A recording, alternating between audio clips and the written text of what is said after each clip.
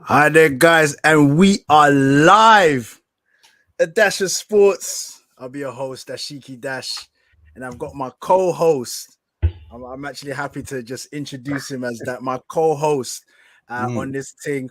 Literally, as if you don't know about a Dash of Sports, um, I announced this a long time ago. I was like, you know what?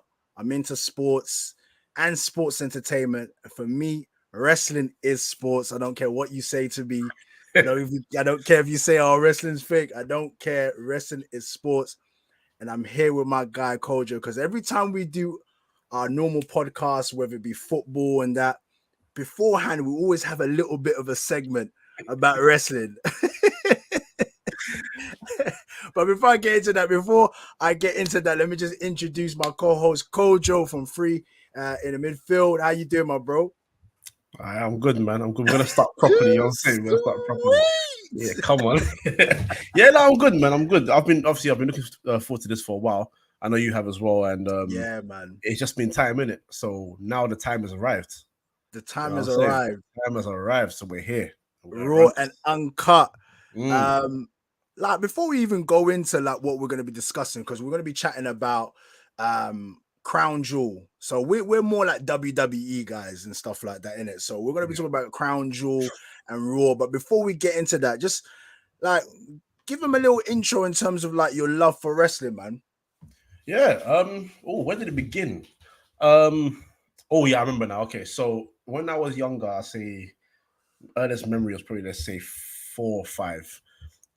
That's when I had a Sega, Mm, and I used to try and sneak in a game of two of Sonic before I slept. So at that age, my mom trusts me to go to bed, sleep. So I'll play very quietly, low volume, everything.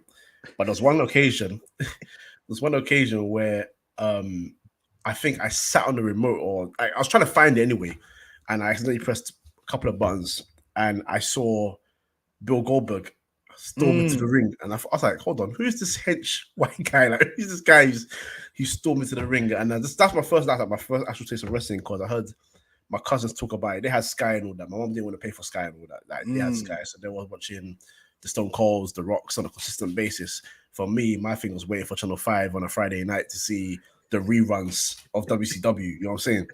So saw him win a match in like a minute, but it was like effective, just spear, jackhammer, looking at the camera, selling himself. I was like, this guy looks, I might like this. This looks okay. You know what? Let's watch this. Let's see how it goes. So from there, like, I just started watching WCW as a thing for me, and that's where my passion started. And then when I uncovered WWF at that time, obviously before it became WWE, Mm. um, the first person that I was drawn to because of like similarity in terms of boldness and look is Stone Cold. So I was like, okay, who's this guy? And I see this guy getting beer thrown at him. He catches it perfectly, smashing it, throwing it in his mouth. I was thinking, yeah, this is flipping cool. Like, I want to do this. So I want to watch it rather. So, oh, to be fair, I did want to do it when I was little as well. As I got older, that kind of went away. But Yeah. yeah, that's where my passion started, and then from there it just grew.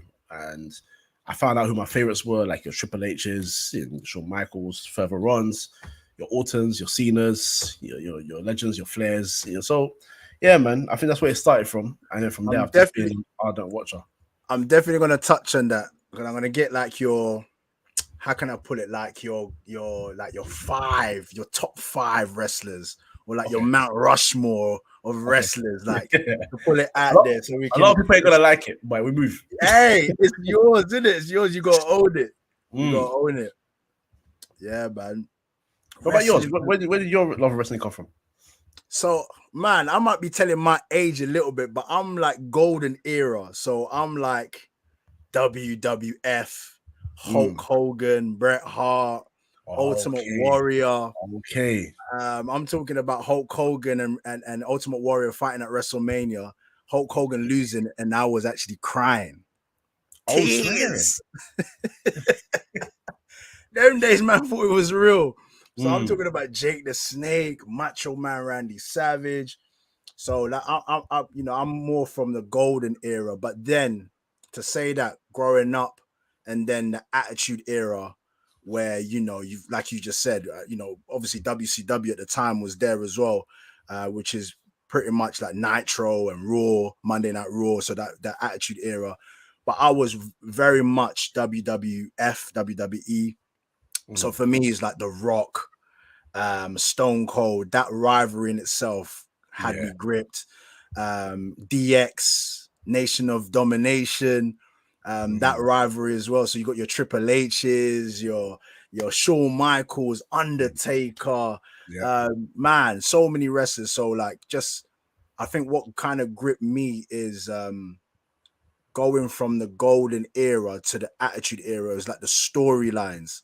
So you're watching wrestling, and it's feeling like an episode of EastEnders because you're just gripped week in, week out. I remember every Fridays about 10 o'clock or so, you just I had younger brothers, younger siblings, so they'll go to bed, and I was allowed to stay up as the elders.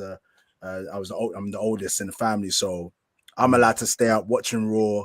And then there was a period of time where my pops was just like, "Look, man, these Sky bills are a bit too high," so Sky was cut off. And then obviously still watching like cable and stuff. And after obviously, I think it's like after Cartoon Network or something like that. Monday Night Nitro used to come on. So like from about 6 or 7 o'clock, you're watching. So I got into WCW as well. So ever since then, pretty much as a youngster, I think what helped is what my parents were into wrestling as well. African wrestling. So all of that kind of stuff is just stemmed from a very, very young age. And I've just been gripped ever since. So like I said, on this show as well, the title of it is, do you still watch wrestling? And for me, I still do. And I know you do as well. Absolutely. Even the other day, like before we was doing the football podcast, I was like, man, I spent the whole journey in my car listening to the WWE anthology. Just I've been listening to like theme tunes. The wrestling just has a like, I don't know, man. I think it's the nostalgia aspect to it as well. And then it's just bringing you to your childhood. It's probably not the same as it was back in the days, but if you still ask me, do I still watch wrestling? The answer is yes, man. I'm still in it. I'm still in it, man. So what is it about wrestling that gets you gripped though? Like, we're grown men, by the way.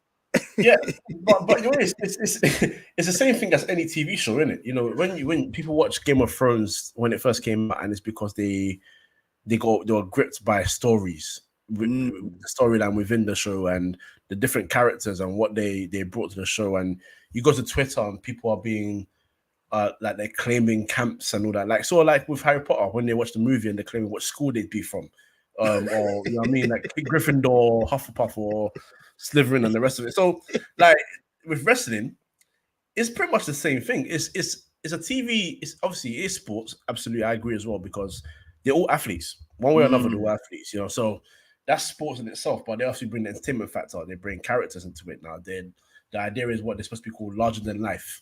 Yeah. So they bring a character they can think of, bring it to the table, but bring it times 100. The volume goes all the way up, and you're supposed to be excited by that. That's what TV is. You know, you mentioned these standards, and if someone has an affair in real life, it might just be like, oh my god, I'm leaving you.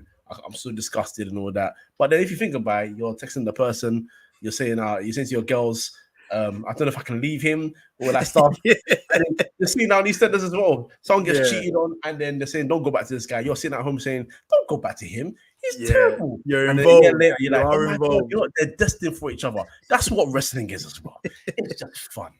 And it's excitement on TV. And that's why I still watch it, because I know people miss the very, very raw side of it, you know, like of, you know, bra and panties match, and, you know, Sable could walk out with plaster on her breasts, and Triple H can tell a woman in the crowd to lift the top up, and she'd do it. And that was the Rock era, man. The Rock would allegedly speak Chinese, which he didn't speak Chinese at all, right? And they miss all of that, but this era is good and different. It's different in a good way. And the way it's good is that I think we're more in the era of more athletic wrestling. You know, you got a lot more people who, I mean, the older generation say the stuff these guys can do these days is crazy. The only thing that annoys them is the way they do certain things in the ring. It's a lot more dangerous. And I agree with that. I don't like the dangerous side of it. But you've got athleticism in it. And even though you don't have as many, there's still some characters in there that when you watch them, you're like, yo, I want to watch this guy. Like you watch someone, you can see they're a star. You know what I mean? My boy Darren, who's the original third member of Free Midfield before obviously family takes over and everything. He doesn't watch it anymore, but he sent me a link on Twitter of a video of when Rhea Ripley body slammed Luke Gallows. Yeah. And he said, yo, who is this? And I was like, bro, she's a star. And that's what I'm talking about. He saw that and then instantly he was like, who's this person? And that's what it's about TV as well. When you're watching a show out of the blue, you're like, this character's interesting. Who is this person? That's what wrestling gives you. So, hey, I ain't stopping it. Darren, make your way back, man. Make your way back to the wrestling side. Exactly. Come back home. Come back home. We miss you, you know? So, yeah. I totally agree. I think for me, if just to touch on what you said in terms of the different eras, and I think we've actually been blessed to see many eras. So, you know, we're talking about golden era, attitude era, ruthless aggression, and now this is pretty much kind of the reality era, which I've got a mixed bunch about this. I like it, and there's aspects that I don't like. And this is probably me sounding like a bit of a dinosaur, but I miss the character of a wrestler that is away from the normal person. Because you know, we got like no more The Undertaker or you know the $1 Million Man, and then now it's just like John Smith coming down the ring and Taylor Mason, and you know what I mean. Like, so I do miss the aspect, but in terms of like the athleticism, the skill set, the storytelling that's still involved, the characters that these guys do bring. I do like the aspect of like they do kind of merge a little bit of their reality to the aspect of it because they're now more accessible in it. So you can jump on their Instagrams and stuff like that. So it'll be kind of silly to still portray this, you know, like a wrestler per se, and then you go on their Instagram and then you're kind of seeing the real them in it. So they try to merge the two a little bit. But yeah, I'm still watching. I'm still gripped, and this is why it brings us to watching, like, you know, the main events, such as Crown Jewel, for the many people that don't watch wrestling or whatever. And I want this, you know, I want us to, because me and you, we talk about wrestling just like we're going down a pub and we're talking about wrestling. So I just want people to kind of feel that vibe as well. Like, so there's events every other month, right? There's events every other month. And then you've got obviously the midweek shows, so like SmackDown and Raw, which will be telling the storylines to the lead up to the main event. So we just recently been gone through the Crown Jewel, which was in the Arab states. I think it's Dubai or Saudi Arabia. Saudi Arabia, that's it. So every often they go to Saudi Arabia, and we had the Crown Jewel. So, like, what's your overall feeling about this event that goes to Saudi Arabia and the Crown Jewel? Because not many people really feel it. Yeah, because of the human rights thing, innit? Newsflash, look, I'd hate to be that guy, and it's very wrong to say, but listen, there's a lot of people in this world that we watch and we adore, and then we all find out they're very, very much villainous on the outside. So when it comes to going to watching these guys go to Saudi Arabia, the one thing I put in my mind immediately is not all of the people in attendance in that crowd and live in that country are awful people. They're just like here. And it's the same thing about this country. When they come to the UK, there's people here that are terrible, and there's people going to be in the crowd that are beautiful, lovely people, and you know. So I don't have an issue with the pay-per-view.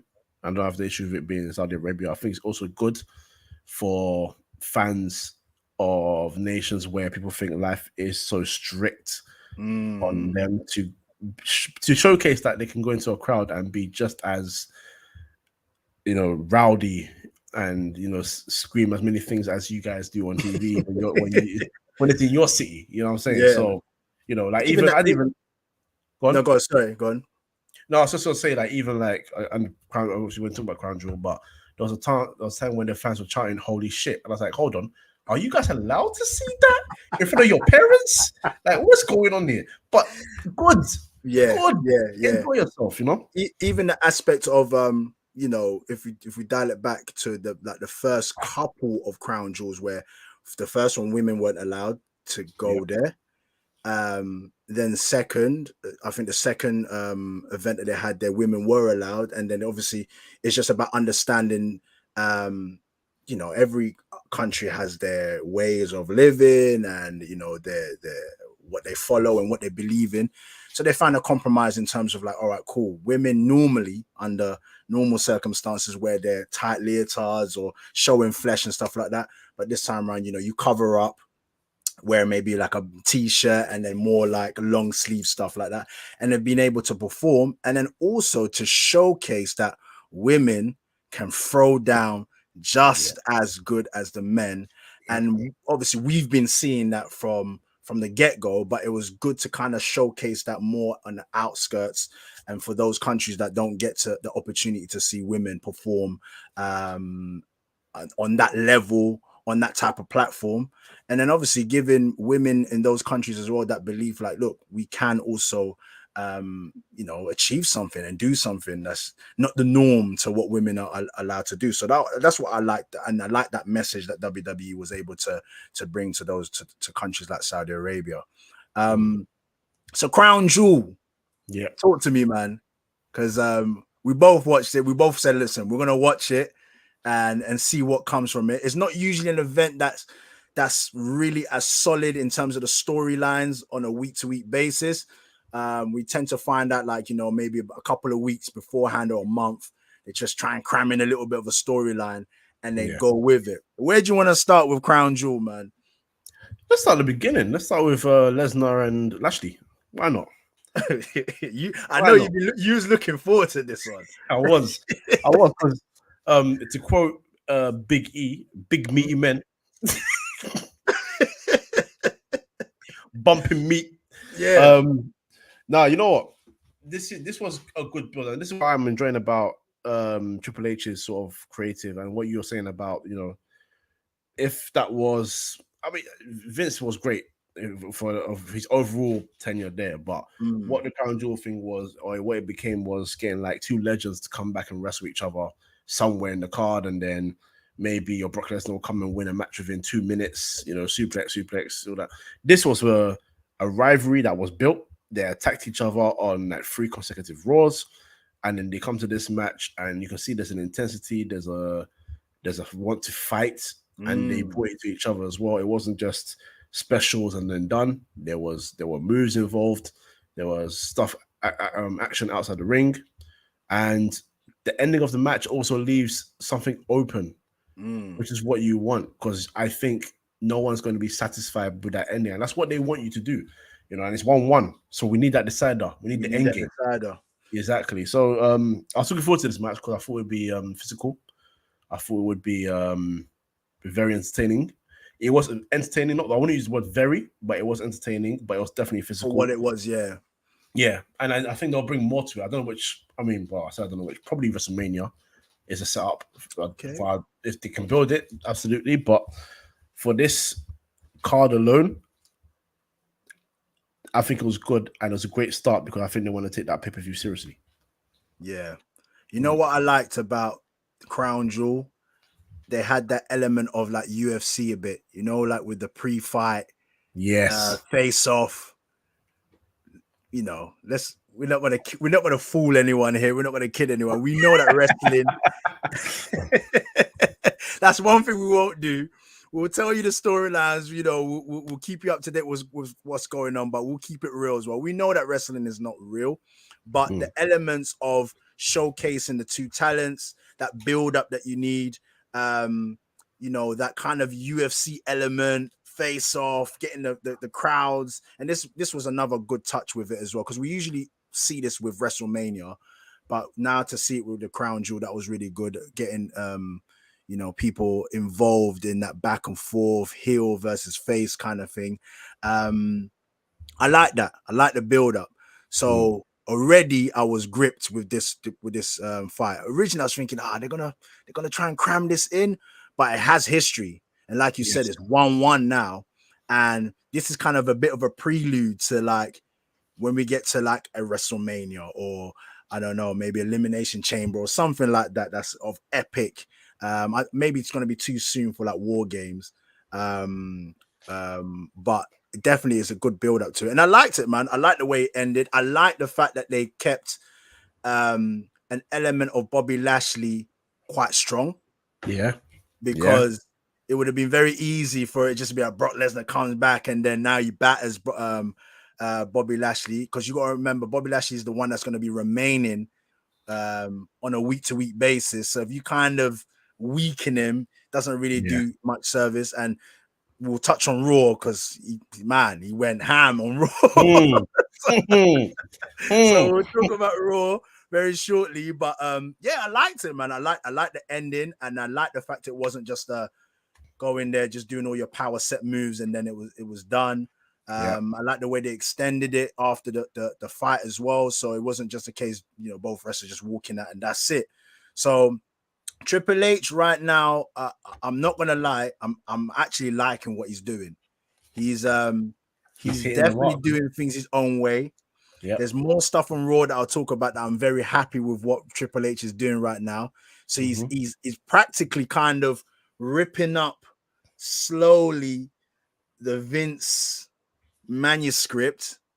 Obviously, there's going to be elements to it because what makes WWE what it is sets it apart from other organizations, your AEWs or whatnot. And this is why we stay gripped with it. As much as many people will turn around and say, WWE these days it's not the one.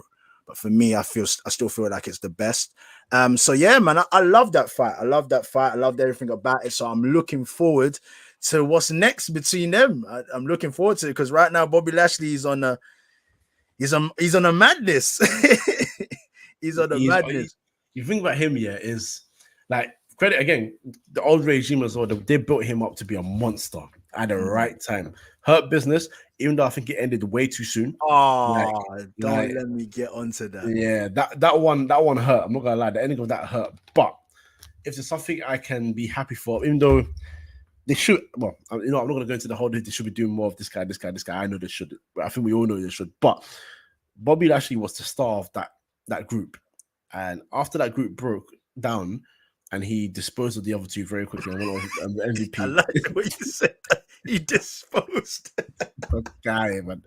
After he disposed of them real quick, like he went on a monster run. So after that run, you cannot now bring him back. Basically, I don't want another Big Show.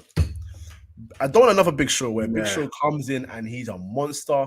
Then becomes a little, softy, I'm about to say like a better term, bitch, but he does that and then he goes away. He comes back. He looks good. He lost weight. He attacks Rey Mysterio for the band of it. Like he's come back knocking people out, and then he's crying on TV because he wants to keep his job with Triple H. Like, man, I don't want to repeat that ever again. Yeah. Bobby Lashley's a monster, and what they should be doing is, once this rivalry with Brock Lesnar is done, he should be looked at as not to like a 0.2 or 2.0 of Brock Lesnar, but like another physical specimen that when you hear his music, you're like, if you're in the ring, you're like, oh no, not him, man. I think he definitely needs to go on a rampage. That will keep him fit. Like, people will be fearing him still, like, oh man, this guy. And I mean like reckless rampage. Nothing, this is out of nowhere sometimes. Just Brock used to do that as well. Just beat people up for no reason. And I want to see that from Bobby Lashley. I want to see that. What was the next fight? We probably don't need to go through all of them, but just ones that stood out for you. Okay. Okay. I'm a little bit interested in this Nikki Cross thing. Bro, this one, she's getting on my nerves, man. I don't know why she lies with this. Like, go on. Well, because, okay. So I think Triple H is trying to take her back to her old character with a little bit of growth, not just the crazy girl anymore that just does crazy things. Like, there's a tactic to what she's doing. So beforehand, she just go and attack people crazy, and she put in a match, and people like that in NXT because that was more of a smaller brand. Over here, you need to try and make her a bit of a star. And I think what I like about this is first she went on attacking everybody, Mm. and then she sort of picked a side and has now started to make. I mean, we'll talk about Raw later, so Raw has more of an input of what I like about her going on. But right now, she's making an impact and she's doing it well. And I feel like this is the kind of character that she's trying to build for a while, but she was stuck with that superhero BS. Um, I hated that, man. Terrible. Cross as it was almost like a fake hurricane. Yeah. Like, You, you dress her in blue and yellow, put a butterfly in the middle of her chest, and you call her Nikki almost a superhero. What does that even mean? Like, big man, listen, she's either a superhero or she's not. You're not almost a superhero. That don't make sense. You know what I'm saying? How do people agree with that kind of character and stuff like that, man? But to be fair to her, I think okay. The cynical side of me feels like she just saw that and said, you know what, this is the way for me to get on TV and get over with the kids. And if I can make money from the kids, then they have to do something with me. And they made her champion real quick. You know what I'm saying? But then that died out because everyone's like, no, this is not working for you. It's not a you problem, but we don't want to see this. Yeah, we don't want to see this. Yeah. So we're just gonna it just doesn't fit in nowadays. You know what I mean? This is it. It doesn't fit in. This is it. And now she dresses better in her own sort of streetwise kind of way. But she's a lot more violent, which is the Nikki Cross that we know. She's a lot more cynical, which is the Nikki Cross that we were getting to know. Part of Sanity and whatever came after before they did the whole superhero stuff. And more than anything, I think it's the first time on the main roster that she's part of an important storyline. Like, or even if the word is not important, more like, well, actually important because the girls in that story that she's getting into is very important. But yeah, like her role is important. Like she's doing things now, and she's having an impact on the main stories. Yeah, there you go. And now it's like, even though you think she's gonna pick a side, you don't know what she's gonna do. Yeah, next. I do like that because when she ended up attacking, was it Bailey? Yes. Yeah. The show before Crown Jewel. I was like, wow, okay, because it just looked like okay, she's just gonna join the bad group, but she was just like, nah, man, I'm out here. It's Nikki Cross or not. You know what I mean? There you go. Yeah. And we missed that unpredictability, man. Yeah, I do. Yeah, that would be the aspect that I do like. Maybe I just feel a bit disconnected because she's been so far removed, or she was so far removed from this Nikki Cross that we're seeing now. Yeah, and that kind of kiddie superhero.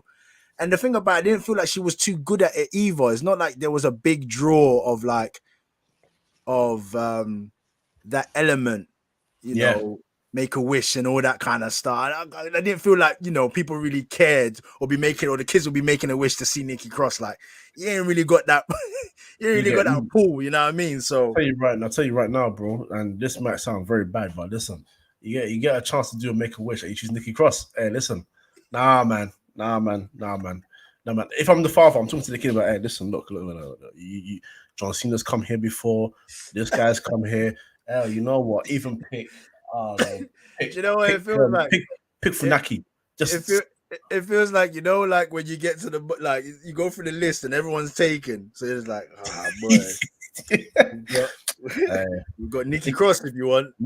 ASH, man, almost a superhero, but you're the superhero, right? Yeah, so nah, man, nah. Yeah, man. She.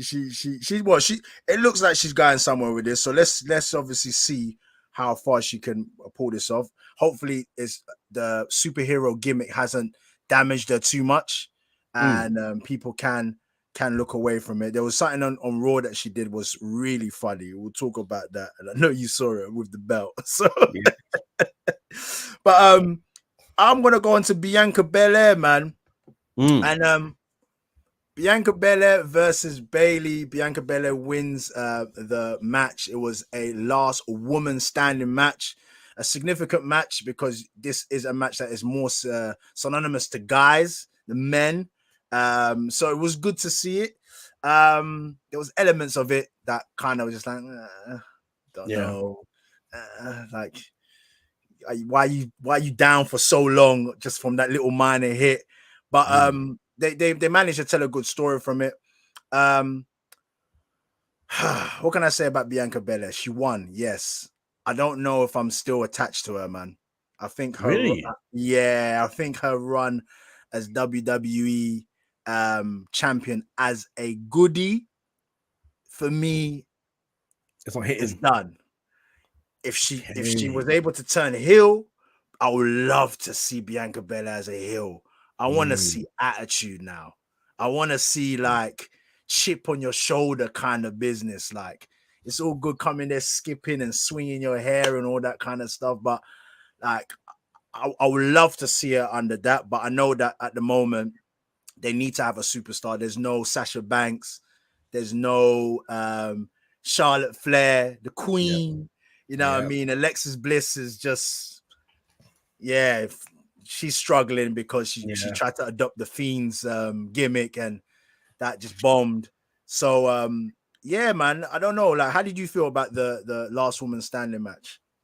It's a good match. You can get that. You will get that from those two. Those two they're great at their job. So, the one thing that was interesting to me was the ending of it, putting Bailey in between because it was more of a tactical win rather than a just pure knockout, can't get up for 10 kind of thing. And I think again that's what they wanted to leave some questions because the rivalry's not done yet. Obviously, they're going to go to. I think they'll go to the next pay-per-view. I think they'll. It's a weird one. It's a weird one. There's a lot of things that's happening there. Obviously, I think we've gone past we'll go past the tag team match that Damage Control had, which they got their titles back in. So Yeah, that seems almost like a side piece to the main event of the rivalry, which they're all talented, but the ending was just very, very. I don't know if I was happy with it. I get it, but I don't know if I was happy with it because I genuinely actually thought Bailey was going to win this. I thought Bailey was going to win this. Damage Control have all the titles. I thought that's going to be the end of the pay-per-view for the girls, and then they'll have a big match, and Damage Control will win again, and then there's something that's going to happen between the three of Asuka, Alexa, and Bianca, which could be Bianca turning heel. Bianca saying, "I've been trying to help you two. You guys you're wasting my time," kind of thing. But she won again, and I'm not where you are, where I feel like it's done in terms of her run, but I feel like the seeds need to be planted for something to change because she's got so much charisma to be both good and bad. You said the attitude, she can come with all the attitude, she can come with the swagger, she's got the lip for it, and if you're talking about a woman that can dress, she creates her own dresses. She can come with different swag on a week-to-week basis to make her look like an absolute freaking G, and you can't tell her shit. And more than anything, she is a flipping powerhouse. So you could have her go to war and just bang up so many girls, and then I don't know, you go to the Royal Rumble and you got her and Rhea Ripley standing across each other in the ring. You're thinking, yo, okay, here we go. You know what I'm saying? And they could do that now, but she wears so much of a smile on her face that it's just like, what she's capable of, but she won't be as brutal as she can be. That's why I want her to lose the game. Do you know the time that will be befitting for this turn is when they're ready to move Street Profits into a heel position as well. Ooh. Because Montez right now, he's looking like he's ready. And I think there will be a little bit of imbalance if it's like, dude is a heel and your wife, as we all know, that's his real wife, you know what I mean, is still, moving around, still face and smiling and stuff like that. It's a bit like Seth Rollins and Becky, like, they both heels or they're both faces. They can't be one is the other, you know what I mean? So they even matched the crazy swag between the two swag also matches, and I like the way they do that. Just to go on a bit of a tangent, I like the way they do that because they don't have them together, but you feel that they're together. But yeah, man, just obviously just touching on Damage Control. They won again against Asuka and Alexa Bliss. And like I said, Alexa Bliss right now for me, not really. She's lost, man. Yeah, she's lost. She's lost in the deck of cards. Asuka will always be Asuka because she adds that element. But Damage Control, love what they're doing with them right now. And like I said, the Crown Jewel, not really a major event to kind of tell storylines, but it just kept them in the loop and kept them going, kept them ticking over. Drew McIntyre versus Karrion Kross. First of all, we know a lot about Drew McIntyre. What's your take on Karrion Kross right now and how he's been introduced into the main roster? I think he's been introduced fairly, but correctly. But the difficulty he has is a lot of people still remember what, especially if you're casual, you'll remember what he was presented as when he came up to the main roster. Helmets. I don't know if he was wearing some sort of pornography top. That thing that he had, that strap kind of thing. It was just weird swag. And like, he comes back. The thing is, if you watch NXT, like, I was a huge NXT fan. Like, huge. So when I saw him come through and his presentation with the entrance and how he just dominated opponents, even the most dominant opponents that were built up in NXT history, he put them to sleep. The guy was built as a monster. So for me, watching what Triple H is trying to do with him now makes sense. Like, he's a monster. But if you remember what he was presented as beforehand, you're thinking, I can't take this guy that seriously. I can't. And, you know, he was losing without his girl there. His girl's there now. Suddenly he's starting to win matches. Is he that dangerous, or is it his girl? He lost this match. It could be partly because of his girl. I think I would use that as part of the reason. But it's a tough place for him. Me personally, like, if it's just me, I'm happy. But I feel like he's in a difficult spot where I don't know how many people are going to buy into him as a legitimate threat.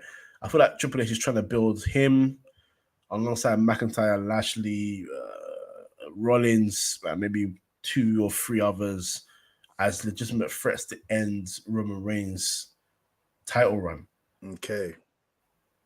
But I don't know how many people look at Karrion Kross and see that. Yeah. I agree. Because even when it was like McIntyre and Roman Reigns, when they were going through it, and then Karrion Kross has come in and he's putting the timer down, I actually thought to myself, like the whole, if it did come across as if like he was trying to step up to Roman Reigns, I just felt like, I don't believe this, man. Like, you're not carrying that weight, which is going to be very difficult for many, mainstays, even like, in the roster right now, to go up to Roman Reigns, let alone someone that's just coming from NXT. So yeah, it's a bit of a weird one with me. That's why I asked you that question first about Karrion Kross, because I was just like, where do you feel that he lies right now in the roster? Do you think he's holding it up for himself to really go against your Drew McIntyres? It's a bit of a weird one. I know that Drew McIntyre is kind of, falling down in the pecking order, which is understandable, because it's like, I don't think they can go again with Roman Reigns. I don't think there's anything that's of substance there. So maybe it has to be a case where Drew McIntyre has to have these kind of matchups and rivalries at the moment, maybe build himself up, maybe try and tell a good story, might help Karrion Kross. Who knows? But it wasn't really a fight that I was interested in, to be honest. And when I was watching, I was just like, I'm gonna skip to the next one. So yeah, that sometimes you get that in Crown Jewel. Some of the fights don't really make sense, especially this next one, Usos versus the Brawling Brutes. Let me not lie. I like these guys. I like the Brawling Brutes, but the rivalry is based off them, the Usos, shattering, because obviously, congratulations, Sheamus, on getting married. But obviously, he got congratulations to him, for getting married, innit? He got written off for injury, by smashing his arm. But my issue with this, and I don't know if it's a character thing for the guys, if they're just not doing what I think they should be doing, or if it's Triple H or whatever. But like, your boy's arm got smashed to pieces on a steel ladder, on steel steps, with a chair by these two guys, yeah. And obviously, because it's like a war thing, the company said, you know what, you guys are gonna fight, might as well make it for the championship as well, make it a bit more prestigious, make it a bit more. I don't feel the anger from the Brawling Brutes. Like I don't see, because like wow, his name's Butch on this, isn't it? Pete Dunne. That I know, again, it's NXT. I keep going back to that company. That Yeah, bit when yeah. the Pete Dunne that I know, if that happened to when he was boys with Tyler Bate and all those guys, he ain't coming to do crowd, yeah, and smile and jump in with, bruv, he's coming to snap your fingers, kick your head in, and speak in a very, very strong Brummy accent. Like, that's what he's coming to do. Whereas now it's like they go to Crown Jewel and there's no real anger for, I didn't because feel you know when Sheamus comes back, when that music hits, he's running down the ring. He's doing the thing where when he gets them on the ropes, he's smacking their chest, he's giving them bro bro. kicks. Even when he did that 10, what did they call it again, man? The 10 beat on the chest, anyway. Yeah, I didn't even like. There was no conviction. none, No conviction. There's even one time none. I think it was it Jimmy or Jay, one of the Usos anyway, slipped, and I was just like, come on, you're not even holding him properly. This is And it. and you're right about the conviction, because even there's one time I think it was Jimmy, short hair. Who's the one with short hair? Jimmy, in it, or Jay? Jay Jimmy. got you, yeah, Jay. Yeah. He they had his arm on the steel steps and they whacked it with a chair, whatever. Now that's not shattered his arm. Still going on with the with the match. There's a couple of times their fingers were like, it looked like it was being snapped or whatnot. It's like, they were trying to showcase the brutality of it, but it was so PG in how they were telling the storyline during the match, and that's what I didn't like. And nothing about the match in itself felt like it was believable. They didn't fill me with that. If anything, what they should have done was at least lose by DQ. Yeah, So you go there, you really brutalize, and then you lose by disqualification. But you kind of just leave the element of like, you're actually pissed. You're actually not there for the match. You don't care about the belts. You're just trying to get revenge for your boy. And I think even at one point, the commentator even said something like, "Oh, they're trying to get revenge for Sheamus and stuff like that." I'm just like, it doesn't seem like it. let me Doesn't tell you feel right like now, it. yeah, I felt so sorry for Michael Cole because he was in his element. He was shouting his head off, and he was saying, what was it he said about Jay? He said Jay suffered. He believes he suffered like a broken wrist or something on the tour in Europe, and like if you're the Brawling Brutes, you know that sure they're gonna target. Like he just get excited. I'm like, yeah, man. Like, But they bang weren't his doing up. They did niche. They did niche. Didn't do it. They did Yeah. niche. Even who's he? What's his name again, man? Look, I'm forgetting names now. That's co-commentating now with him. Oh, Barrett, Way Barrett. Wade Barrett. Like, and he was even trying to big up. You know what I'm saying? So there was a lot of heat that was given to the Brawling Brutes, but at the moment, I just feel like without Sheamus, it's going to be very, very difficult. And even the Usos wasn't able to carry them during this fight. It was just another opportunity for the Usos to defend their title, to keep their run going. Yep. And yo, man, we the ones. We the ones, the bloodline. So let's just move on quickly to Braun Strowman versus Omos, the Nigerian Giants. Now, Niger. before I let you take hold of this, yeah, can I just say I did not realize how much of a giant Omos was. Standing next to Braun, who I already thought that this guy's a monster in height, in build. Omos, who, if you look at him, really, he's not like he's like muscly or like cut. He's just a big unit, Yeah. like crazy. How did you think this was gonna go beforehand with two big guys? Because usually big guys don't really, styles do usually help to create good storylines with in-ring performance. How did you think about this fight beforehand and actually what you saw on Crown Jewel? I think the build was okay. I mean, it felt like they wanted to make something happen quickly. You got Braun Strowman back, and he wasn't really putting a rivalry that really made sense.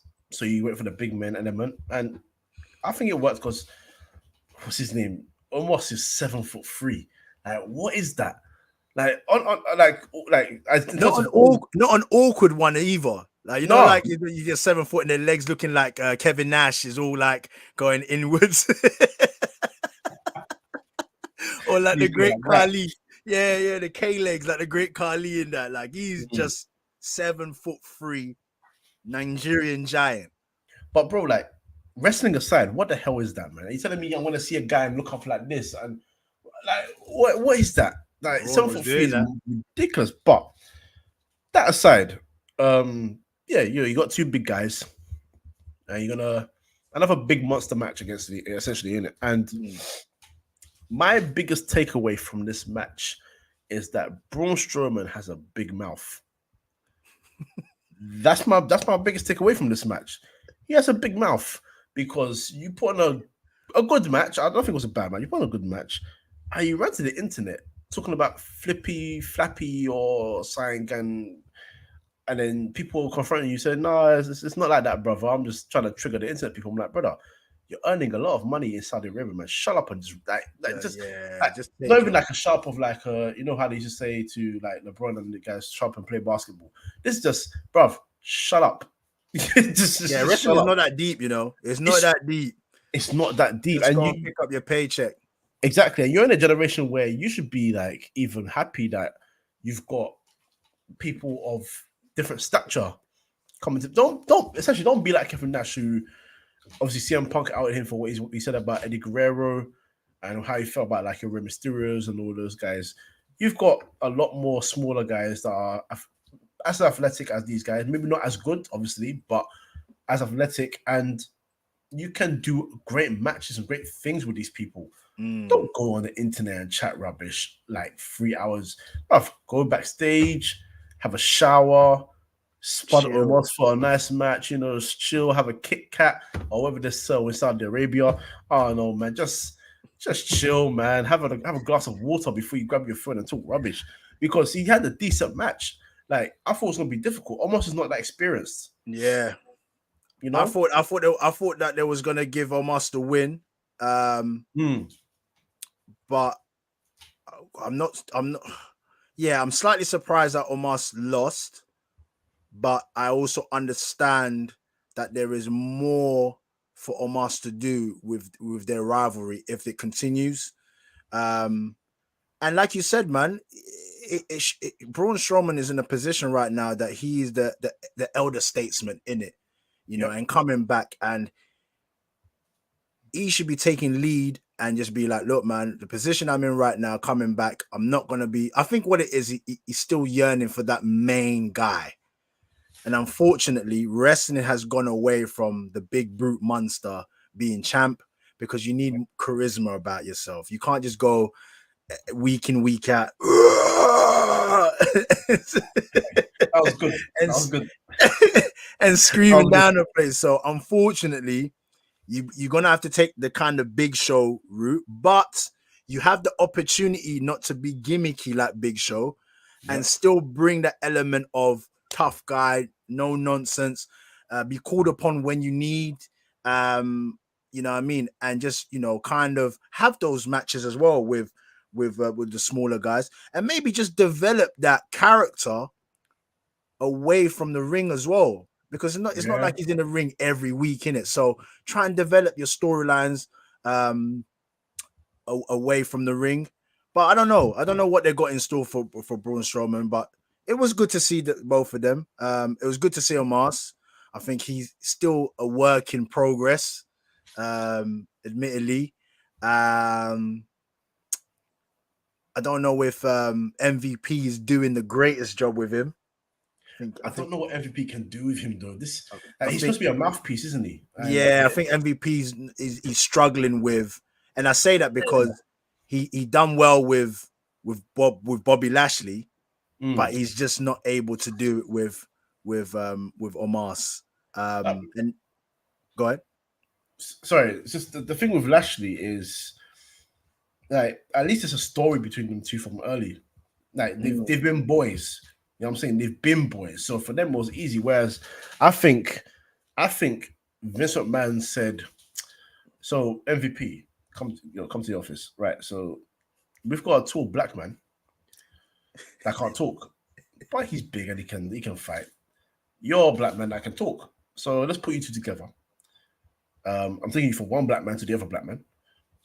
See what happens. But he's fought two big men in Lashley and Strowman, and he's lost both. And he's not had a comeback against Lesnar. Not Lesnar, Lashley. And I don't think he's gonna have a comeback against Strowman. So what is the game plan here? Maybe Triple H doesn't like him, or doesn't think he's got enough star power to be a legitimate threat. Because you're talking about 7'3". Yeah, he should be destroying everybody, and then eventually stepping up to Roman Reigns. Yeah, but he doesn't look like he's anywhere close. I think Omos needed he needed one more run as not a lackey, but an enforcer. Sorry. Maybe within a group dynamics. Maybe if Hurt Business was still around, then he could have been in that group there and kind of still helping Bobby Lashley, and then maybe then have an in-feud, then kind of boost him up that way. But just leaving AJ and then he's just out there for himself. He has no natural rivalries. He's just going in a ring and doing 5v1s and like, we know how strong you are. We don't that would be never in question to how strong you are for Omos. So we don't need you fighting 5 people. We need storylines. And I think with MVP, I don't know if we need to just keep it typecasting or have some element of like, I don't know what kind of character he needed. Maybe a money man, maybe a business, like something of that element. Give him a character. I think right now he lacks a character. He lacks something. Like when I think about Omos, I don't think of anything else but just a big giant. Yeah. But what's his background? Where's he coming from? Even if they want to do a better job than what Apollo was trying to show us with the African Prince business. With his boog accent, but we've actually got a genuine Nigerian giant. I don't know if they could easily touch on elements of like keep it Afrocentric, something, but he needs something. Otherwise, it's going to be too late for Omos, and I don't think it will be an easy way to get back if he doesn't grab onto something. So, yeah, it's going to be difficult for Omos. But in terms of their fight, it was good. I enjoyed it. Just quickly moving on. I think we've got 2 more for Crown Jewel. Judgment Day versus the OC. We know a lot about OC. For many people that don't know about the OC, it's got AJ Styles as the leader. But Judgment Day, how do you reckon they're doing so far? Because they defeated the OC, which I was quite surprised. I thought leading into this, I thought OC was going to do it. But they got the X factor in that group, Rhea Ripley. Take it away, man, Kojo. Let me know, man, what you're thinking about Judgment Day right now. I think they're getting better, man. They're getting better. I'm starting to see a direction. There's something happening now, which is before it was like after the Edge thing, I was like, where do you go from here? Like, yeah, you've betrayed Edge. Cool. Very early. Was that? I couldn't understand it. The build up with Edge, the new music, all of that, the look, kind of, and then it was just like, okay, are they scrapping this Judgment Day or whatever? But yeah, go on. It was very odd, So Edge came in, he got Damian Priest first, he got Rhea Ripley after, then they got Finn Balor, but then they said, no, I'm gonna betray Edge. Okay, cool. Edge will make anything any rivalry, fantastic. He knows what he's doing. He built something with you. But once that was done, it was like, What next? but I mean, it's not done because obviously what Rhea did to his wife, to Beth Phoenix, we know they're not going to just sit there and just come back and then on this day and go and fight. I don't know, if Santino on a comeback or something. Like there's gonna be like there's gonna be revenge, and it's coming, and it'll be at the right time, and that's perfect. But within that, Can I just cut you there? Do you go know on. what? I just want to insert a little storyline that I think will be perfect for a good matchup. Go on. Judgment Day, Edge, and if they brought Christian back and just fed us a little bit of old school brood, you know that Edge has been teasing that brood business. But Yeah. something like that will be epic for Judgment Day. But yeah, go on. Oh, that would be fantastic, but it's Christians with Yeah, that no, he's done, company man. He's done now. He's done now. a man called Luchasaurus, but we move. So so anyway, man, Go ahead. he's gone from a green dragon to a black dragon, and yeah, anyway, so yeah, I didn't know where they were going after that because okay, they start every show, you know, Damian Priest will start to just say everybody should just rise for the Judgment Day, and but it seemed like only Rhea Ripley had a part to play, like a real proper part to play, because she's difficult to deal with. So no matter the rivalry or the person that you're fighting, like if you don't have to deal with Rhea Ripley, you don't have to beat the Judgment Day. So it looked like that was happening. But then when they added the Rey Mysterio part of the rivalry and turned Dominic, I said, yeah, okay. that was a good touch. Because you've taken son away from father and you've completely turned him. He's gone. Like his father don't recognize him no more. That's good. So thanks to Rhea Ripley as well. Exactly. But if this is what the group is built for, that they disrupt such close knit partnerships and family and make the group even bigger but more powerful, and then you can start talking about Rhea Ripley going back for the women's championship, but then Finn Balor eventually going for the title he never lost, the Universal title. Damian Priest saying he wants to be an Intercontinental champion after he became United States champion. Dominic having to try and win something, or even tag team titles. Like there's something with this, but it's just interesting to see where they go next, because the win did surprise me as well. I thought OC first match back together. Yeah, they're going to give it a win, but at the same time, in the nicest way possible to the OC, they don't need the win. AJ Styles does not need to be more over. Like it's not a case of that. I'm not, obviously wins doesn't mean more over. It just means you get a win, and then whatever you do with that after, great. But they don't need it. They're so good, but the rivalry won't end there, and that's great. That's great, because AJ Styles not in general. The character of him is, when he loses, he don't take that lightly. He don't come out with a smile on his face, which is what I want from flipping Brawling Brutes. He loses and he says, "Nah, man, this is done when I say it's done." You know what I'm saying? Yeah. You know what I'm saying? Yeah. So it's not over until I say it's over. Exactly. So that's what I want, and it's interesting. It's an interesting thing, because the Judgment Day, when they lose, they're gonna come back and beat you up. So then you've got two people or two groups that just want to go at each other again. And this is what we wanted from them. And now when Edge comes back, then you're gonna see. And he'll make a star out of one of them. One of them is gonna be a big star in that group. I don't think it's gonna be Dominic Mysterio though. Yeah, he's struggling a little bit. I just think the personality he needs to grow into his big boy tights at the moment. Yeah, he's a sweet boy, man. Yeah, he's a sweet boy, man. I think if he's going to grab hold of this character right now, he has to be like really into it.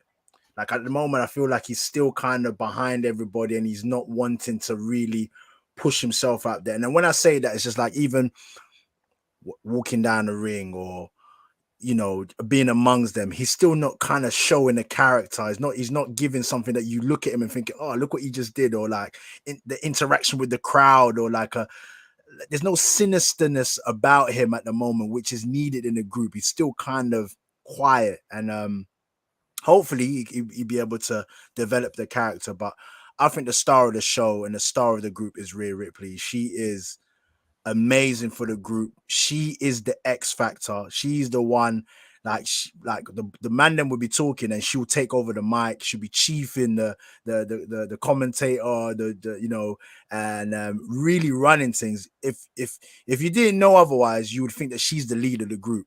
Yeah. And I wouldn't be surprised if they made her the leader. I think they should. I wouldn't be surprised. I wouldn't be surprised if they got to a point where like she's just not happy with how things are going, and basically she just takes over, and people and the rest of them just fall in line, and they keep it moving like that. So yeah, she has the power physically and I think mentally in terms of like how they're portrayed to be the one that kicks people out of the group. Yeah. Like if she looks at Damian Priest and says, "Listen, you're not pulling your weight here. Like you said, you're not pulling your weight. It's not good enough." They could lose a match. You could just try and help him up and then just body slam him because she can. And then or she just brutalizes like Finn Balor and just in front of the rest. Exactly. And what the uniqueness of Rhea Ripley is that she can be looked at how China was. Like this isn't a case of like, okay, I know it's a new era and that, but rest it's still what life is. The girl beats up a guy and the guy, oh, this guy can't take this guy seriously, man. Like what? Getting beaten up by a girl. No, Rhea Ripley is body slamming 6'4+ men like it's nothing. So this woman is a legitimate threat to anybody that steps in her path. So if she goes and beats up a Finn Balor, a Dominic Mysterio, a Damian Priest, you're not sitting there thinking, "Come on, guys." Nah, she thinking, looks like, and the thing about her skill set as well, she can throw down with guys. You know what I mean? She's not looking awkward. It's not looking like a girl beating up a boy and you're not believing it. You're actually thinking, right, like if you try to go toe to toe with her in a weight class, she'll be able to handle some of you guys. And I would like, for me, if she went and just bust up Finn Balor, I wouldn't be surprised. Yeah, I wouldn't be surprised if she slapped up Dominic Mysterio. I wouldn't be surprised. You know what I'm saying? So that's crazy enough. But anyway, with Crown Jewel, we'll save the best till last. We already spoke about, the part of the bloodline that was the Usos. Now we're going on to the one, the GOAT, as he's being referred to nowadays. I don't think many can really argue with his levels right now of performance. He's definitely performing on GOAT level.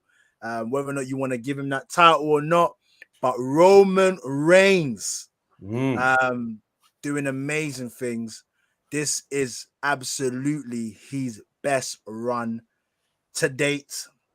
I think it's going to be very difficult for anybody to come after him right now, to kind of hold that star power that he's got right now with wrestling. He is definitely what I would say in that conversation, and I don't know if I'm giving it to him this early, but in the conversation of like, your Rocks, your Stone Cold, Triple H, and stuff like that, in terms of like how he's holding the business. I know the eras of wrestling is different, but we can only go from one era to one era in it, and generations or whatnot. And right now, for his generations of wrestlers in the stable and stuff like that, he is holding it down. Roman Reigns was up against YouTube sensation Logan Paul. Yep. Which many would be thinking, what, Logan Paul in wrestling? Yes, Logan Paul's been in wrestling a few times now, whether it be just coming to advertise these products or whatnot, or actually being full on wrestling.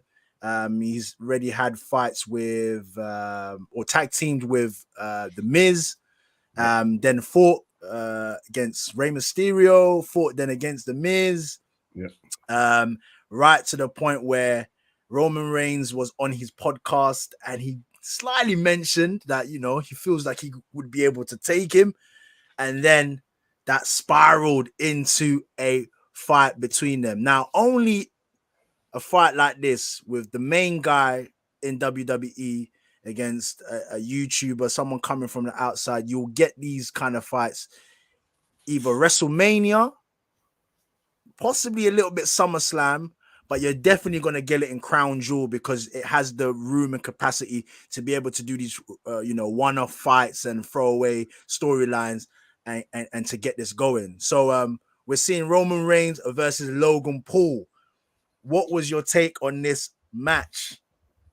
This match was good, man. It was good, man. This match was good. It was actually good. So good. Now, yeah, man. The first thing I'm going to say, and I'm going to say this every time Roman Reigns pops up on my screen.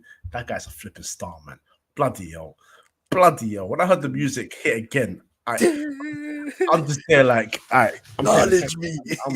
I'm just there like this, and then I see him walk out, chest out, tribal things. I'm thinking, yo, this guy's he's got it down to the T, man. Great, bruv. He knows his facial expressions, his swagger, bruv. Like, and I told you, remember I was saying that, I was like, even when the music is hitting, he knows at every point to look, to lift the belts, to have the bloodline behind him lifting the belts. Yeah, man, God. Like, he don't even look at his special counsel. When he wants the belt, he goes like this. But have you noticed Paul Heyman's always looking at him like, yeah. And you know what? I will talk about Paul Heyman as well in my praise because this guy did something that blew my mind, yeah. But yeah, so Roman Reigns star, I'll talk about it every time. I don't even care if he just comes out for 2 minutes at the end of the show. I will talk about this guy all the time. He is a flipping star. But this match, yeah, Roman Reigns didn't have to carry Logan Paul. Like I'm saying that with my Logan Paul wrestles better than a lot of the wrestlers that we see on TV now. And insane. The things he was pulling off, he looked natural. He looked like he's been doing it for years. It looked with a wrestling background, it does help though, innit? Like, you see does. Fireman carriage and hip toss and all that. It was all clean. It was clean, but like there's doing those, and then there's like being on the stage with someone who is doing a lot more of a sports entertainment side of it and almost matching him. Like it was just incredible to watch. He was executing moves to perfection. He was selling perfectly. The thing that he did, the frog splash through the table when he had his phone in his hand. That was cool. Like, that is insane. He caught him flush as well, Like, bro, like wrestlers usually will be able to take a drop or elbow, or whatever, but it was flush. Flush on him. As he hurt Roman Reigns. The whole time he's holding his phone, and even as he goes through the table, the phone is still in his hand. That guy is an absolute G. And it's a damn shame. It's a damn shame that he's injured, because I know if he didn't get injured, I'm telling you, I want him at the next pay-per-view. He's that good. And he's gotten better on the mic as well. Like, first, you can hear a bit of nervousness. He's a confident guy in general. But, when you start something new and fresh. An underrated skill, or, a skill that many people don't actually realize how difficult that is, because you and I, if we stepped up in front of thousands of people, we might be confident in talking here on a camera and stuff like that. But when you start hearing the voice quivering a little bit, that is a skill to be able to control that. And you're right, man. Like, yeah, man, he's come on leaps and bounds in regards to his mic skills.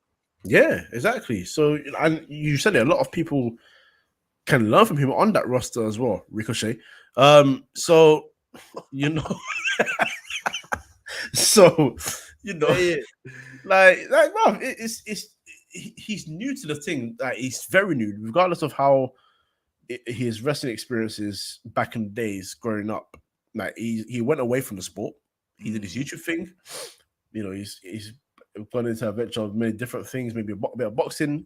Maybe not as much as his brother, but a bit of boxing here and there, this, that, and the other, the KSI thing. But he's made himself a star.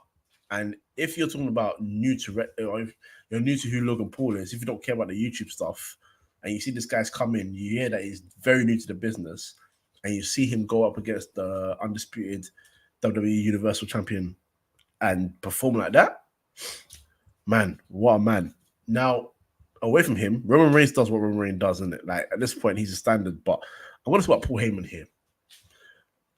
Paul Heyman, yeah, is, I'm going to say it right now because Bobby Heenan's not my era, so I can't really talk about him, but Paul Heyman for me is undisputedly the best ever. The best. Ever. And it was the moment where they did that whole, the one lucky punch thing when Logan Paul clocked Roman Reigns and he went on the floor, and Paul Heyman's in the background going, "Oh no, like he's like his heart's broken." Like, yo, because it's like he warned him. He warned him. He gave him this speech. He's like, "Listen, don't take this guy lightly." So he's like the build up to help Logan Paul sell this, to be able to be a little bit believable that he might have a chance. Yeah, brilliant. Honestly. And even I'm glad that you touched on the Paul Heyman, because there was one where it's like when they first started, I think it was a couple fireman's carriage and a throw down, and he was able to maybe do something to him, and Paul Heyman was looking like Roman Reigns like, "Brother, what's going on?" Like, you better spear him right now before like he's looking at him like, "Bro, come on, like let's start now." Yeah, the joke is over. Like he sold it so well, and then at the end when the match finished, like after what's his name, Michael Cole said good night, they were still rolling, isn't it? Yeah. And he was like, what did he say? He said to him, goes, "You are my tribal chief. I acknowledge you. We acknowledge you. You are our." And Roman Reigns getting emotional. I'm like, this is acting. Like, this is what I was talking about at the beginning of the show. Like, people watch shows because they want to see that dramatic side of it. They want to see acting and be like, "Yo, I'm feeling this. I'm listening to this." By the way, I watched it at work, right? I watched it at work, and bless her soul, one of my colleagues, like, she's a very fun person as well, but like she's very serious when it comes to work, innit? So sometimes when I'm on my phone a bit, like maybe a minute long for her, even though she's not my boss, but she'd be like, "Hey, come on, man, let's get back to work. Come on, this kind of thing." She saw me like this. I was like, my phone was in front of me. I'm like this. you was engrossed. I was gone, bro. I was sending a very important email for the company, not just some next person, for the company. And for 5 minutes, I'm just there like this, and I kept on rewinding back to that moment because I was like, "Nah, people need to watch and hear this." Like, if you're talking about if you want to be the next manager, because not everyone is built to be a great wrestler, but some people have the charisma to be great on the mat. It's sort of like, I mean, see how like Leo Rush was good for Bobby Lashley. Yeah. Leo Rush is a good wrestler and where he does his speed, all of that. But the way he started to talk on the mic at that time with that partnership, it worked beautifully. Mm-hmm. If you want to become another Paul Heyman, you need to watch that guy and watch everything that he does. Listen to every noise. He did the same thing for the streak. Like when Paul Heyman, when the referee counted to 3 and Brock Lesnar dead the streak, he's in the ring on his knees screaming, "Oh my God!" Yeah, he was basically us in that ring right there. Like for him, it was a shock. Like, so he made you believe like this is an absolute like impossible thing that's just happened, but it's happened. How has it happened? I didn't believe this. And the thing that he made it so good was even the next night on Raw, which is always the rowdiest, where people still couldn't believe it. He's in the ring with Brock Lesnar. The first minute they get in the hell booed out of him, and then he speaks for 8 or 9 minutes, and they go from that match was BS to, "Hey, you know what? Yeah. It makes sense, man." He made people think about what's going on, and that's why he's the best. I like when Roman Reigns was also just saying, like, I don't want this guy to ever come back here. Yeah, He's not you allowed know to what? come. I don't want to see him again. I don't want to see him here again. This is this is his house, which he's but then, created. but then, as a viewer, you're also sitting there thinking, is he saying that because he doesn't like the guy, or he's saying that because he went into a match thinking this guy we like working for? Oh my god, I almost lost. Don't come back, please. Like I don't want to see you again. Either way, and then after that Paul Heyman speech, he got aggressive again. He's banging his chest, put his hand up, saying, "This is you can't take this away from me." Yeah. Like he's selling so many different things that you're watching and you're thinking, huh. I wonder what is the feeling in him right now? He's very emotional, but is it fear? Or is it just like fear I think of it was just more losing the like, championship? don't come and try and disrespect. You know what I'm saying? Don't But come either and way, man, what a duo. What a duo. what I would say I didn't like about that match, and there wasn't many things. I just didn't like the Jake Paul business, like him coming down to the Coming ring. out in the knockouts and yeah. You and this where it shows where Logan Paul is actually really good at what he's doing, because the difference between throwing a punch in wrestling and throwing a punch, like, because you're a boxer or whatever, like Jake Paul's punches are looking ridiculous. But yeah, look, the element of the bloodlines, I get it. You had the bloodlines, obviously, Roman Reigns and his family, and then obviously you got Logan Paul and Jake Paul coming down. I didn't like the Solo coming down, and I'm still a bit iffy about Solo at the moment. Can't lie. I disagree with that.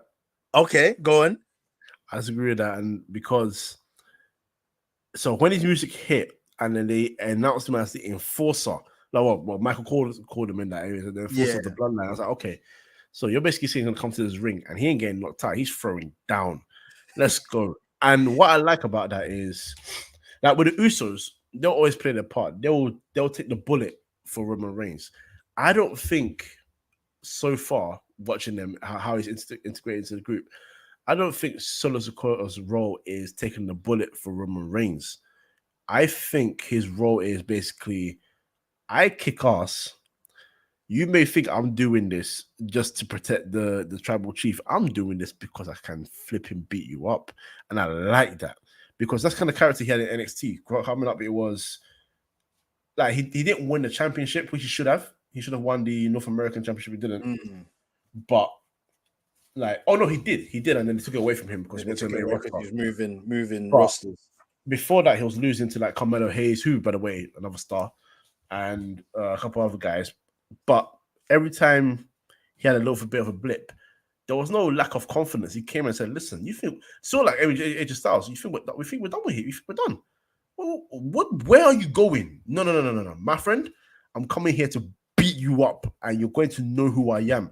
And I don't even wear shoes to do it.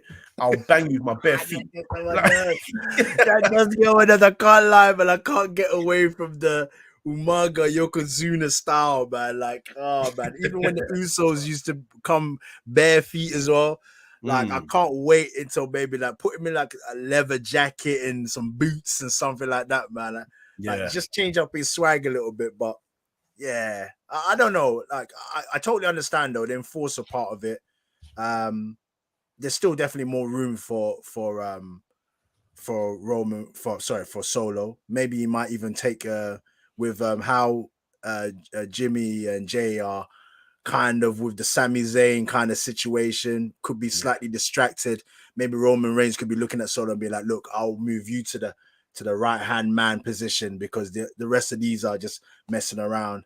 And then obviously there's still room for the dynamics, because just moving on a little bit slightly, I was thinking about it the other day and I'm just thinking, okay, everybody's begging and asking for this Roman Reigns and The Rock feud. But how do we integrate The Rock into this storyline? It can't just be a case that he just turns up and then they're beefing, because it's all about the bloodline, right? So how can the bloodline just be beefing each other? So I think there has to be something that implodes within the group that calls maybe for The Rock. So maybe it could be like a beginning of the end before we see The Rock, because I just can't see it just all of a sudden you're just beefing because you want to be the tribal chief. It'll kind of go against family, right? I don't know what your take on it is. I, I don't think you can fit him into the rivalry right now, and the reason I say that is because if he comes to face Roman Reigns and Roman Reigns is still champion, it's there's a foregone conclusion who wins that. Like it is kind of a foregone conclusion who wins the matches with Roman Reigns right now. Don't get me wrong, but that's supposed to be a money fight. I want to go into that thinking I don't know who's going to win because Roman Reigns doesn't need to win. Now that's The Rock. So it just has to be a good match and it has to be a good sell. But at the same time, that also means if they win at Mania, Roman Reigns has to lose the championship before WrestleMania. I don't think that's the right decision. I think he has to lose the title at Mania and then go away for a bit. He's the wounded tribal chief. And then he comes back eventually. And whether he gets a championship or not, that don't bother me. He just needs to come back as a dominant monster again. And then we move from there. But the Rock thing, the Rock fight can happen with the family. I think the implosion is coming. And I think Sami Zayn is going to be the cause of that implosion. How they do it, no clue. I'm going to have to just trust them to do that. I don't know how they're going to do it, but at some point it's going to happen. And the thing about the bloodline, they're slightly getting over a little bit. Yeah, saying that their faces, but with the Sami Zayn element, it is bringing them to face kind of territory. Yeah. The only way you're going to be able to do this Rock thing, for me personally, because I don't know how people might perceive the Rock right now, because of the fact that Roman Reigns is hot right now, people could still side with Roman Reigns and boo the Rock. I think you need Roman Reigns to do something real heinous, like really getting rid of Sami Zayn, doing Sami Zayn dirty, or maybe turning on one of the family members, and the family member then calls for help. The Rock, like, yo, man, the Roman Reigns is going crazy out here. He's uncontrollable. Like, nobody can control him. Then you go and bring the Rock or whatever. Something of that ilk has to happen. If it's just like, oh, they feed into this and it's a quick storyline, which it probably will be, it's going to be very, very difficult to kind of tell that story between them. Yeah. But that's more to come in the future. Just to quickly touch on, because I'm just so conscious about time.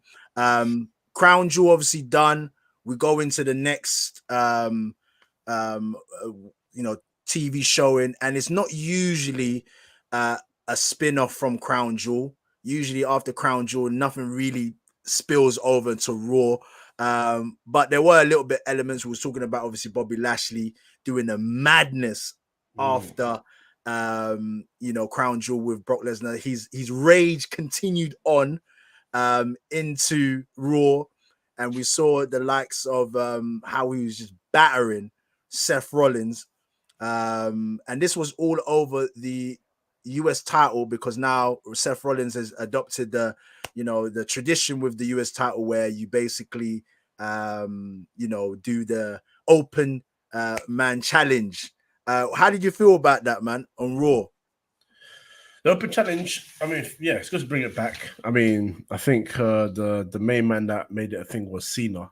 I mean, it was done before, but Cena's run was brilliant. It was brilliant in bringing it back. So after that, you can't really not have that. What Bobby Lashley did is exactly what I hope he's going to do for the rest of his career. Just beat people up, and he's found his thing now. His entrance, he comes in, he looks like a dominant guy. He looks like a statue. Yeah, you hear dum, dum, dum, dum, he's standing there. You just see, I think, as the camera goes up, you just see veins and a six-pack and a fat chest, and then so all good. And then now he's got his thing with the fans as well. He's found his thing. But once that bell rings, or once he's angry, and what I like about this is, so after the match with Lesnar, and I've said this to a couple of people now, it's very important at times to watch the little 30, 40-second clips on YouTube of the post-match reaction by the wrestler, because he was interviewed by, I forgot the lady's name, but he was interviewed by one of the ladies, and he was just angry. He was no, sorry, it was one of the guys. One of the ladies. One of the guys was just angry. He was pissed off. He was saying, what do you want to say? Like, I failed. Like, like, he's angry. You can't control how he's feeling right now. You can't calm him down. So, what better way to let out your anger by beating up people who have pissed you off in the past? He battered Mustafa Ali as well. Yeah, bang him too, man. Because Mustafa Ali, when you were champion, Mustafa Ali got in your face. I said, I'm not asking for a challenge. I'm telling you. I was like, okay, cool. This disrespect is going too far. You're number one. Austin Theory, because he's just a pure waste man, so I'll beat him up as well. We're gonna touch and then Seth Rollins took the title from you. So there is literally ammunition for all of them. So each one of them has to get banged. That's as simple as it gets. And I love it. I love it. And you know what? Next week, do it again. You know what I'm saying? Do it again so they get the message. And then when you hear Brock Lesnar, you're backstage and you hear, you're like, yeah, you're here as well. Yeah. Right, I'm coming to find you right now. You're right. That's what I want from him. And I'm happy that he I'm happy that he ruined the cash-in. Because Austin Theory got to a stage where he either loses or he goes after the NXT title. I didn't even like the prospect of that, man. Neither did I. I don't think that should happen. But yeah, that's the only world title that he can go for in the company with that briefcase. Because he is. Well, I was talking about legitimate threats earlier. He is not one of them for Roman Reigns. That was basically what Triple H was. What I was talking about, Triple H ripping up the Vince McMahon script, but it was done in a very good way. Yes, very good way. Very good way. And him losing it is not a bad thing. Look, I don't know how you felt. I don't know how many other people felt about when he won it. I thought it was the wrong decision to make him win the briefcase. I think Seth Rollins would have made sense to have won it, because even though he's won it before, the idea is you're looking for legitimate threats to Roman Reigns. Like if he is in a war with a Logan Paul, for example, and then he hears, that's the pop will be crazy. Exactly. And then he's someone who in the past had Roman Reigns' number. So when Roman Reigns fights him, there's always a doubt. And in their last match, Roman Reigns didn't beat him. He got himself disqualified by just attacking him relentlessly because he was angry about the past and everything. Like, there is reason for you to say, this is the guy that is going to stop Roman Reigns. But they didn't do that. Vince McMahon wanted to push this Austin Theory guy to the moon. And I'm calm with that, but you have to build him the right way. You have to. And he didn't do that. So Triple H just come in and said, sorry, man, it's not now. It's not now. It's not now. He's young. Like, let him go through his stage. Yeah, exactly. Let him go through his stage with the selfies and everything. And then there'll be a moment, because I do trust Triple H with this. There'll be a moment where Austin Theory, something changes, and you're like, okay, now he's starting to look a bit more dangerous. Now he's starting to get better. Once he drops the gimmick a little bit, so he has to go through the process, drop the gimmick a little bit, and then start going through the roster. Really, like, this is Austin Theory, rather than just right now. He's just like a bit of like the runt, like of the little bit, like scrapping with the big boys, but he ain't gonna be able to do nothing. He's got to reach his teenage years and then the adulthood, and then start to go. I think there's a lot of room for him to really be pushed as a top guy, but just not now. I agree. And, I liked it, man. I think Raw was, and this is why I'm trying to connect it, because I know that there was no real spillover from Crown Jewel to Raw, but I think the one takeaway from Crown Jewel to Raw was Bobby Lashley.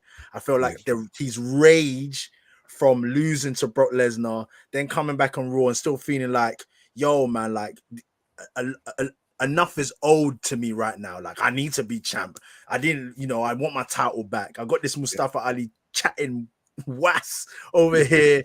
And you're talking about open challenges. Like, you shouldn't be even saying open challenge. You should be challenging me directly. Like, I Yeah. should be going for that title. So I liked all of that. And like you said, with the rage that he's got right now, and if he continues like this, by the time you hear Brock Lesnar's music, the build-up will be so great once again. And just like, yo, if Brock Lesnar, you're actually coming after this guy who's been battering everyone every week, you best come with your A game. It's 1-1. So let's see it again. You know what I mean? Let's see it again. With Seth Rollins now, I think giving him the US title has been great. I think it kind of holds him down without having the world titles. He can be the deputy of Roman Reigns when he's not around at Raw. So he can run kind of things with the US title, kind of get that storyline, keep going. It gives him purpose. Because right now, Roman Reigns, I don't know how they're gonna end this reign of his, but like I said, whoever comes after him is going to struggle. Yeah. Is going to struggle, not for the lack of the ability. Your Seth Rollins out here. They're very, very good managers, but wrestlers. But from being at the Shield, we saw Seth go to the top there, and it was like, man, Seth is in his bag with this. We saw Roman Reigns trying. They tried so many different things. That Shield stuff just wasn't working. They should have scrapped that a long time ago. But then as soon as he became the tribal chief, the head of the table. And you know what, yeah? Just the last bit to touch on this. I think the turning point for Roman Reigns is when he had the feud with John Cena, and John Cena wiped the floor with him during the promo. And basically, and this is what I'm talking about, the reality era and how they build this in within wrestling, which we know is fake. He basically openly embarrassed him about his mic skills. Yep.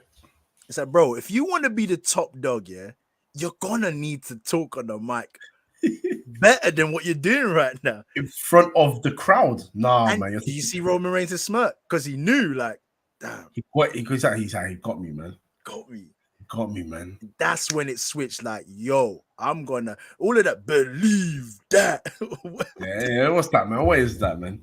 What is that? A man said to you, came back and said, "You should be ashamed. I'm a part-timer because I do it better part-time, better than you do it full-time." Oh my! And the man said, "You should.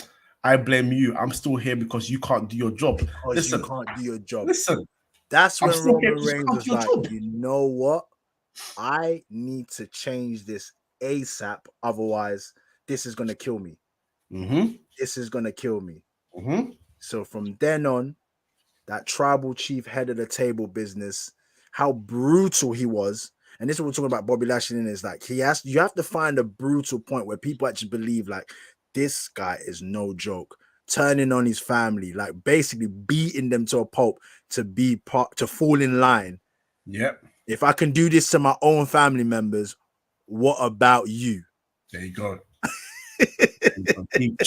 He choked out his cousins. I told them, listen, I love you, man. I love you, but you just gotta learn today, man. And if you don't learn, man, I'll keep teaching you lessons until you understand what this is. Why this is important for our family. Yeah? And our family means me, but our family. You know what I'm saying? Oh man, Kojo, but we could go on and on about this. This is crazy.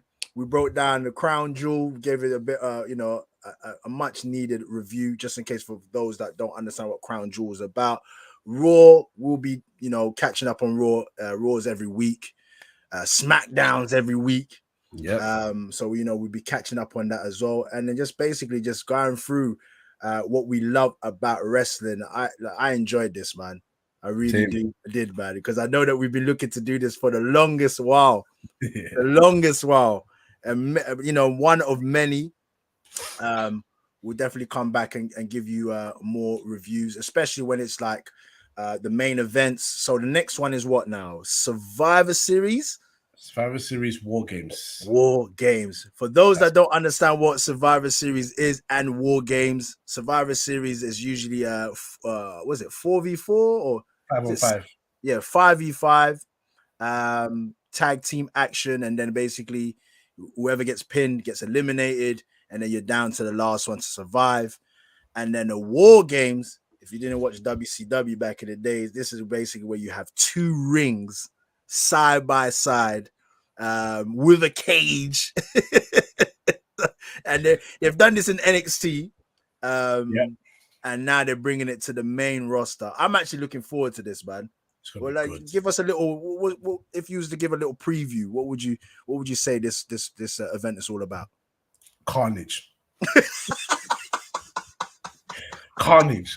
That's the best way I can describe it. It's carnage, bruv. You've got 5-on-5, and they start with 1 versus 1. The other 4 are stuck in the cage on the ramp, and one by one they're released into another cage where there are 2 rings. In between the rings, there is steel metal, and around them there is metal, and weapons are involved. People jump off the roof for no reason. There's absolute brutality. Someone gets stuck in between the ropes and they're spinning, they get injured, but hey, that's part of life and wrestling, right? It is just carnage, and I advise everybody to watch it. And that's it. Yeah. I'm sending it like I'm part of the company, but hey, listen, I'm like just that alone, I'm excited to watch it. I love Survivor Series. You know, I love all the main events and stuff like that, but Survivor Series is what I would say is the main staple events. You got, you know, WrestleMania, also Royal Rumble, WrestleMania, SummerSlam, Survivor Series. Those are the traditional events right there. So when it comes around, I'm locked in. And now to add War Games to it as well. Yeah, man, I can't wait for that. But yeah, man, definitely appreciate you, Kojo. Where can they find you, man? I know this is wrestling, but where can they find you? Oh yeah, well, the place you can find me is where I talk about football in it, free midfield. My personal is Kojo free midfield. I talk about football, wrestling, and anything else. More time, you can find me seeing people tweet stupid stuff and quote tweeting it with stupid responses. So come and find me there. And yeah, I think because time's running out, so maybe next week I'll give you and a dash as well. I want to hear your Mount Rushmore. Oh yes. So we didn't get to do that, but definitely we'll do it for the next next episode next week.